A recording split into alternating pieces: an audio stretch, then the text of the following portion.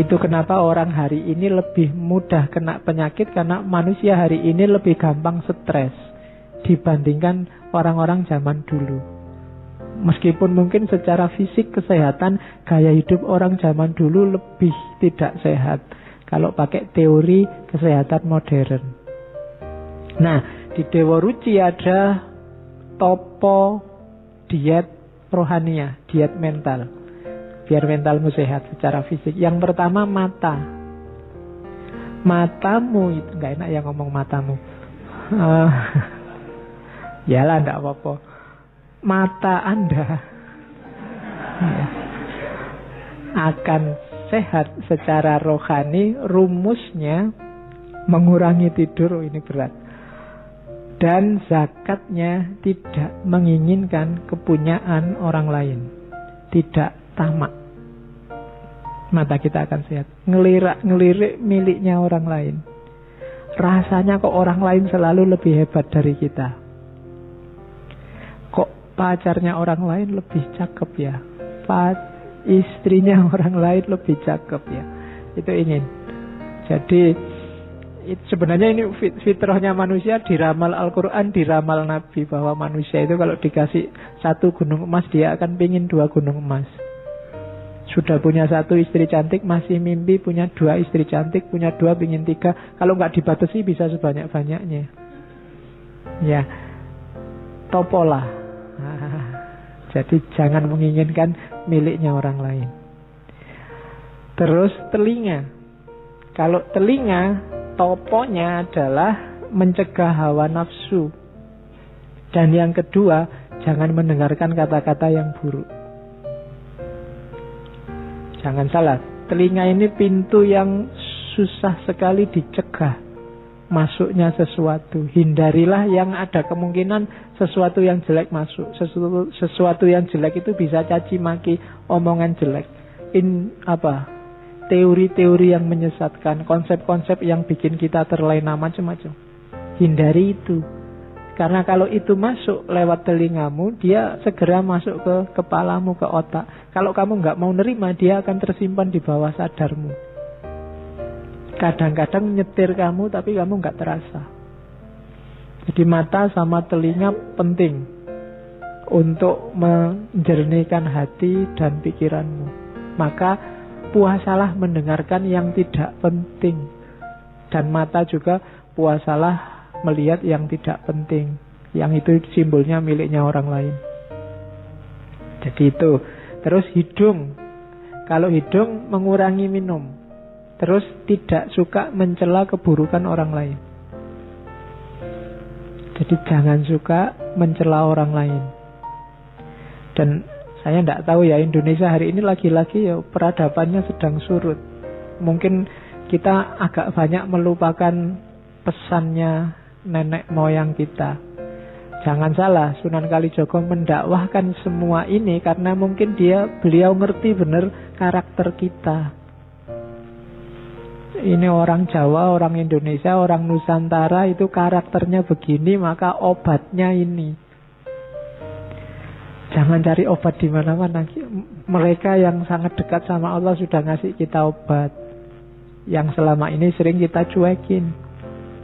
Itu hidung. Terus lisan. Lisan mengurangi makan, kemudian menghindari kata-kata yang buruk. Mulutmu harimaumu, hati-hati. Sekarang mungkin kata-kata itu tidak cuma keluar dari mulut, bisa keluar dari jempol. Kalau kamu sedang WA-an, jadi itu ya termasuk kata-kata. Ya. Jadi kalau jangan suka mencela, mulut saya itu terjaga Pak, cuma tanganmu tiap hari maki-maki orang. Jadi sekarang tidak usah nunggu hari kiamat, mulut dan tangan bicara itu. Ternyata sekarang tangan juga sudah bicara sendiri. Oke, terus aurat. Ya, ini ngerti ya, aurat bukan bakso aurat.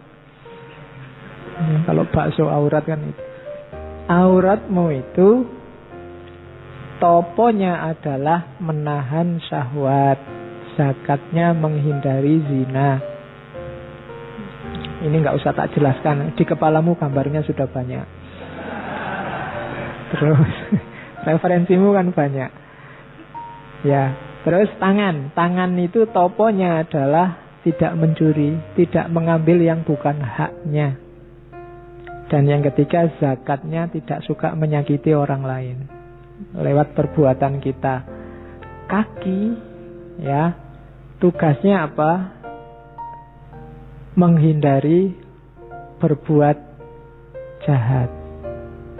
Hindarilah. Dan zakatnya apa? Introspeksi. Jangan-jangan yang dilakukan selama ini keliru. Lakukan topo ini, lakukan diet ini, maka kita akan sehat. Mata, telinga, hidung, lesan, aurat, tangan, dan kaki. Hidupmu akan tentram. Pakai rumus ini. Ini yang pesan bukan saya, tapi Sunan Kalijaga lewat suluk Dewa Ruci dan suluk linglungnya. Nah, ini yang paling terkenal dari Sunan Kalijaga, namanya Kidung Rumeksa ing Wengi. Kalau zaman dulu orang Jawa disuruh dibaca kalau malam. Bahasa fenomenologi agama ini sejenis mantra. Bahasa kita namanya doa. Doa tolak balak versi Jawa. Kenapa sih kok Sunan Kalijaga tidak ngasih doa-doa yang bahasa Arab? Lagi-lagi hubungannya sama audiens. Audiennya orang Jawa. Daripada diajari bahasa Arab, mungkin bisa menirukan, tapi tidak ngerti maksudnya. Sementara doa itu kan meminta sesuatu. Minta sesuatu, ya harusnya kita paham yang diminta apa. Kan sering kita itu apal doa tapi tidak ngerti artinya. Wong doa itu minta, kita tidak jelas minta apa. Kadang-kadang doa kita apalan, sambil berdoa, sambil tangannya wil-wil, sambil apa, sambil tidak jelas. Loh itu Allah yang dimintai lah, ya bingung, kamu itu minta apa. Maka Sunan Kalijaga ngasih versi Jawanya, namanya Kidung Rumeksa ing Wengi. Agak panjang, cuma saya potong bagian awal sama bagian akhir. Silahkan dipelajari sendiri. Cuma yang tak kasih tanda-tanda kuning itu bagian-bagian akhir. Menurut saya unik. Nama-nama nabi dan sahabat yang disebut oleh Sunan Kalijaga dengan kualifikasinya masing-masing. Ini silahkan nanti, menurut saya kidung ini bisa kamu bikin tesis atau bahkan disertasi. Coba perhatikan itu ya, kita lihat sebentar. Otakku adalah sis, Nabi Sis. Bayangkan hubungannya apa Nabi Sis sama otak. Nabi Sis ini dikenal sebagai mbahnya tradisi yang oleh Syed Hussein Nasr disebut Saintia Sakra, manusia ilmu sakral. Sis dikenal sebagai manusia bijaksana yang pertama. Nabi Sis ini anaknya Nabi Adam yang ke-6. Nabi Sis ini lahir sendirian. Nabi Adam itu anak pertama, kedua, ketiga, keempat, kelima itu kembar. Nabi Sis tok yang sendirian. Setelah itu yang ketujuh dan seterusnya kembar lagi. Itu Nabi Sis. Nanti di dalam khazanah Jawa, Nabi Sis ini diceritakan beliaulah yang melahirkan orang-orang utama yang oleh tradisi kuno dikenal karena pinter, bapaknya pinter, anak-anaknya juga pinter, dikenal sebagai dewa-dewa. Nah, itu Nabi Sis. Terus pangucapku ya Musa. Kalau ini masuk akal. Musa kan dikenal sebagai kalimullah, teman ngobrolnya Allah. Maka kata-kataku ini kayak Musa. Nafasku Nabi Isa. Nah, ini masuk akal juga kan, Nabi Isa itu ruhullah. Tidak, Maryam melahirkan Isa tidak pakai suami, jadi langsung ruh Allah ditiupkan. Maka Nabi Isa dikenal sebagai ruhullah. Nabi Yakub pamiarsaning wang. Nabi Yakub pendengar, Nabi Daud jadi suara. Kalau Nabi Daud jelas dikenal suaranya indah. Kalau Nabi Yakub itu orang yang pada akhirnya nanti diceritakan buta tapi waskito. Meskipun diceritain oleh anak-anaknya bahwa Nabi Yusuf begini begitu dimakan oleh serigala macam-macam, tapi beliau waskito. Andalannya pendengarannya, karena selalu nyambung dengan Allah, selalu mendengarkan. Kalau bahasa Jawanya sasmito gaib. Nabi Ibrahim nyawaku.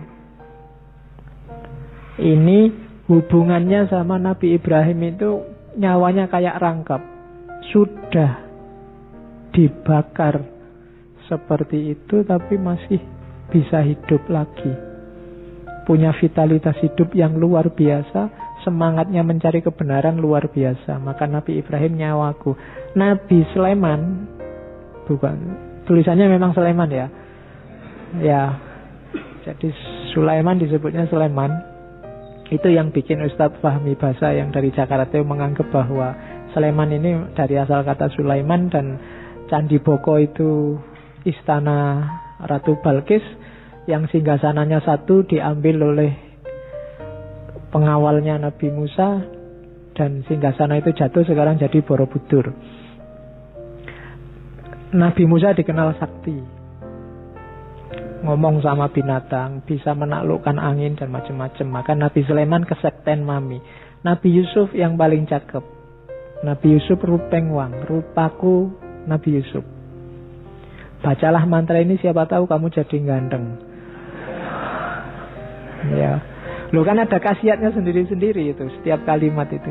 Mantra itu kan semacam punya daya sugestif yang bisa mempengaruhi hidup kita. Makanya orang dulu sangat takut dengan ngomong jelek, karena ngomong jelek yang mempengaruhi hidupmu jadi jelek. Idris ing rambutku. Nabi Idris ada di rambut. Rambut itu fungsinya apa? Untuk melindungi kepala, melindungi otak. Juga bikin kamu ganteng.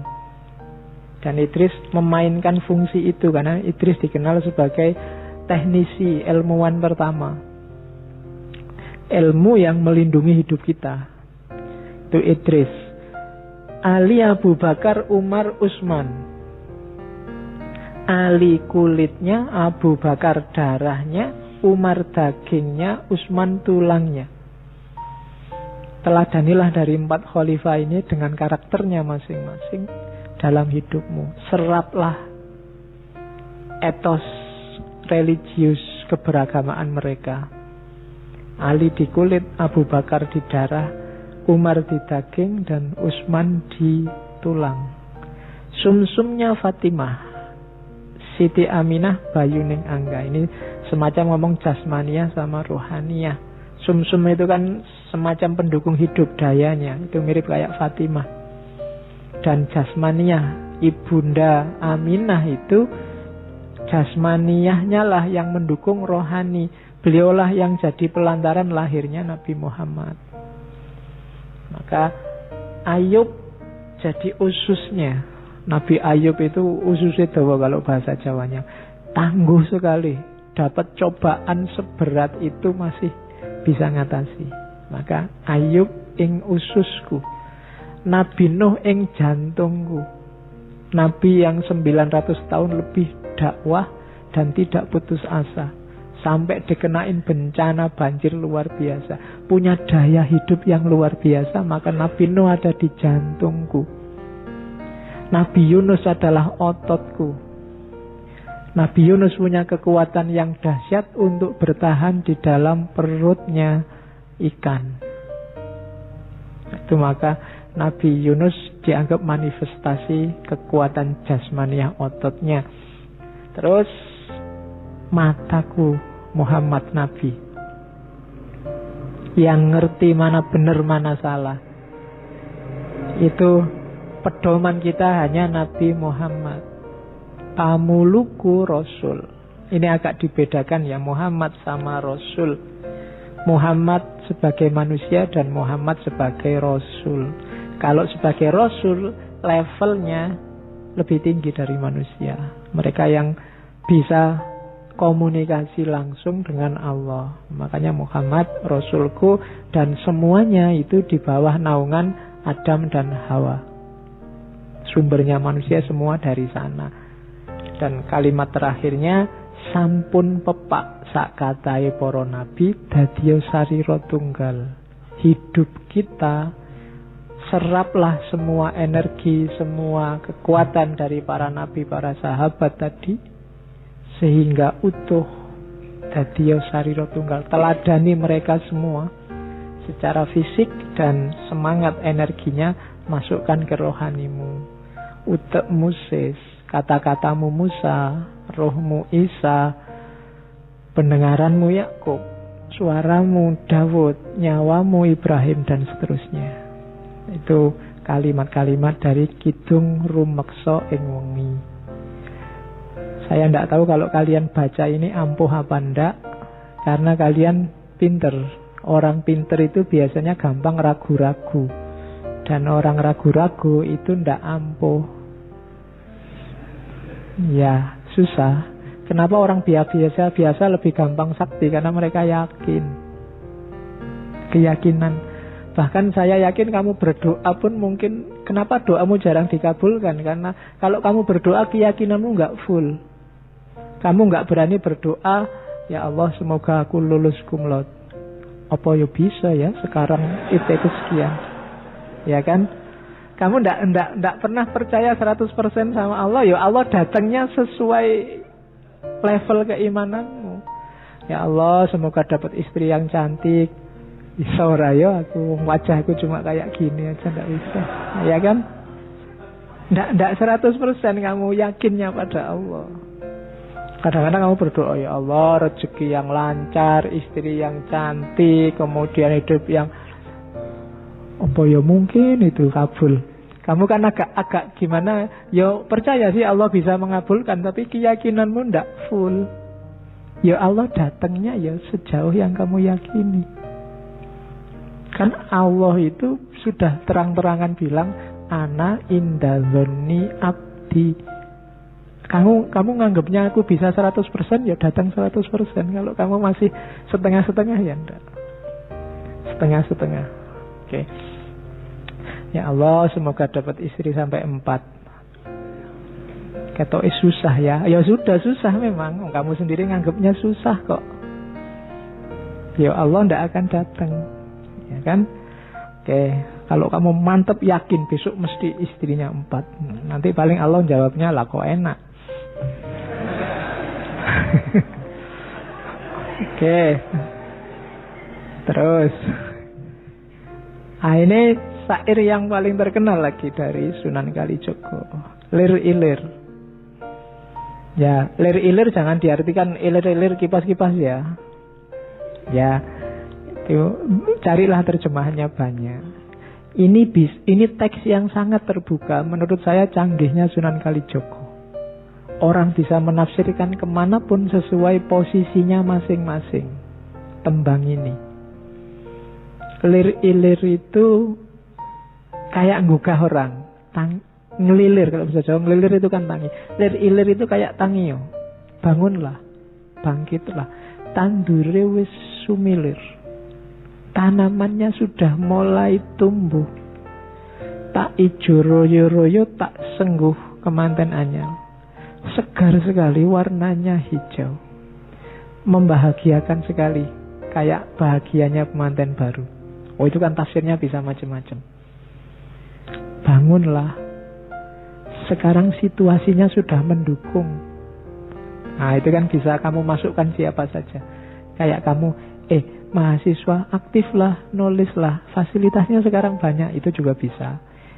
Pemimpin, ayo bangkit. Ini sekarang apa-apa sudah mudah. Itu bisa, siapa saja bisa masuk ke situ. Lir ilir, tandune wis sumilir, tak ijo royo-royo, tak sengguh temanten anyar. Jadi, ayo kita bangkit. Sekarang situasinya sudah memungkinkan. Fasilitasnya sudah lengkap nih.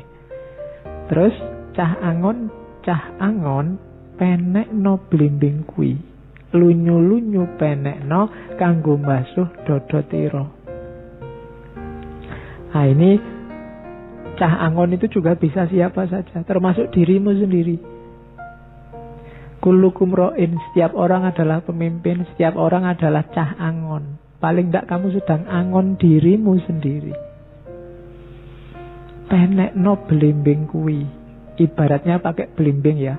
Banyak keutamaan-keutamaan yang memang jumlahnya 5. Rukun Islam, Pancasila, banyak yang isinya 5. Bahkan sebelum ada Pancasila Indonesia itu kan ada di Jawa dulu Pancasilanya Buddha. Itu juga isinya mirip kayak Ten Commandment-nya, 10 perintah Tuhannya Musa, jangan membunuh, jangan bohong, dan macam-macam. Itu juga blimbing. Lunyu-lunyu penekno kanggo basuh dodot ira. Meskipun licin harus kamu panjat. Meskipun susah, keutamaan itu harus kita panjat. Kanggo basuh dodot ira, untuk membersihkan, untuk mencuci baju kita. Ya, baju itu ibarat dari diri kita, untuk membersihkan diri kita. Wahai para pemimpin, termasuk pemimpin dirimu sendiri, naiklah, panjatlah blimbing itu, lakukanlah keutamaan-keutamaan itu, jalankan yang baik-baik itu meskipun susah. Untuk apa? Untuk membersihkan dirimu, untuk membersihkan diri kita. Kenapa sih harus dibersihkan? Dodot ira kumitir bedah ing pinggir. Dondomono jlumatono kanggo sebo mengko sore. Ya, dodot itu baju. Ya, tadi kita artikan diri. Bajumu itu kan dodot ira, itu robek pinggirnya. Dodot itu kalau Jawa mungkin lebih ke jarit. Orang Jawa itu kan meskipun laki-laki dulu kan bawahnya pakai jarit. Bajumu itu sekarang sedang sobek pinggirnya, ndak utuh. Ya karena nafsu. Maka jahitlah, rawatlah biar bagus. Untuk apa? Untuk sebo mengko sore. Sebo itu menghadap. Sebo kalau orang Jawa menghadap ke raja, menghadap ke orang yang dimuliakan, itu sebo. Untuk biar gak malu kalau ketemu Tuhan, jahitlah bajumu, perbaiki dirimu. Mumpung padang rembulane, mumpung jembar kalangane. Mumpung masih jelas, masih terang mana benar, mana salah. Mumpung kesempatan itu datang. Mumpung tandure wis sumilir, tak ijo royo-royo, tak sengguh kematen anyar. Ayo melakukan suluk, memanjat blimbing, meskipun lunyu. Dan terakhir, ya sura'o sura'hiyo. Ini surah itu disuruh bilang, sudah ya, sudah tak kasih tahu, ayo bilang iya. Jangan bilang tidak. Karena ini memang tugas kita sebagai manusia. Sura'o sura'hiyo, kalau ada perintah yang baik, iya kan, jangan ditidakkan, jangan didiskusikan kelamaan, gak jalan-jalan. Ayo diiyakan aja terus dijalani. Yo sura'o sura'hiyo. Ini teks yang terbuka, bisa masuk kemana-mana dan pada siapa saja. Itu lir-ilir. Ini nasihat Sunan Kalijogo pada Sunan Tembayat. Sunan Tembayat itu mantan Bupati Semarang zaman itu. Saya ambil karena terkenal juga, sering disebut orang. Jadi urip iku nang donya tan lami. Umpamane jebeng menyang pasar, jebeng itu engkau, sekiranya engkau ke pasar, tan langgeng ning pasar bae. Tan wurung nuli mantuk, mring wismane sangkane uni. Jadi hidup di dunia ini tidak selamanya. Hidup di dunia ini kayak kita pergi ke pasar. Ya seneng sih, di pasar itu ada macam-macam. Yang kita butuhkan ada. Tapi tan langgeng ning pasar baik, kita tidak akan selamanya ada di pasar. Emangnya ngapain kita di pasar terus? Wong pasar itu ada masanya. Pasti akan pulang. Pulangnya kemana? Mring wiswane sangkaning uning, ke rumahnya asalnya dulu. Jadi hidup di dunia ini kayak orang ke pasar. Ibu pergi ke pasar, nah itu kan pasti pulang, kecuali ibunya jalan-jalan dulu. Tapi lama-lama juga pasti pulang. Ya kecuali minggat. Itu kan wong ngeyel, kamu kan selalu begitu. Oke, jadi pasti kembali ke rumah. Kita pasti akan kembali ke asal. Itu nanti ajarannya kan namanya sangkan paraning dumadi. Kita asalnya dari mana akan kembali ke situ. Dan Al-Quran menyebutnya tegas. Asalnya dari Allah, kembali ke Allah. Inna lillahi wa inna ilaihi roji'un. Makanya kalimat selanjutnya, jangan meragukan asal usulmu. Nanti semua orang akan tahu kalau asalnya dari rumah yang dulu. Kamu gak usah ragu-ragu. Kalau sudah dibilangi ilaihi roji'un, pasti nanti kembali ke Allah kok. Sebelum keliru, yakini sekarang daripada terlambat. Semua kita akan kembali ke rumah yang dulu. Jangan sampai tersesat. Apalagi jika tersesat dalam hidup sesudah mati. Kenapa? Sia-sia. Jika hidup harus tersesat tanpa jiwa, pergi kemana-mana seperti mega terbawa angin. Oh, kalau bahasa Jawa bukan mega ya, mego. Kalau mega, bayanganmu Megawati nanti. Seperti mega terbawa angin, orang bayangke ya Bu, mega terbawa angin. Akhirnya jadi hujan. Jadi hidup kita ini jangan ngawur. Kalau ngawur nanti sia-sia. Kadang-kadang mungkin kita terbang, naik ke atas, kita jaya, kita sukses luar biasa. Akhirnya jadi hujan, akan kembali lagi. Jadi ingat, apapun peristiwanya tetap ilaihi roji'un.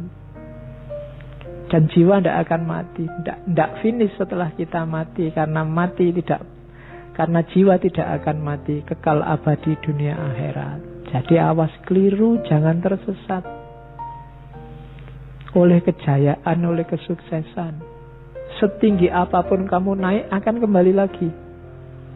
Ibaratnya air menguap jadi mendung, akhirnya hujan, ya kembali lagi ke laut. Apapun yang terjadi, entah kapan, mungkin masih lewat sungai-sungai kecil dulu, lewat got-got dulu, akhirnya tetap nanti ke laut. Jadi hidup di dunia itu tidak lama. Jangan sampai sesat. Ingat-ingatlah rumah asalmu, biar kamu bisa pulang. Kalau kamu nggak bisa pulang, kamu bingung nyari rumah, ya kamu pusing sendiri, tersesat, nanti lama pulangnya. Nah, itu nasihat.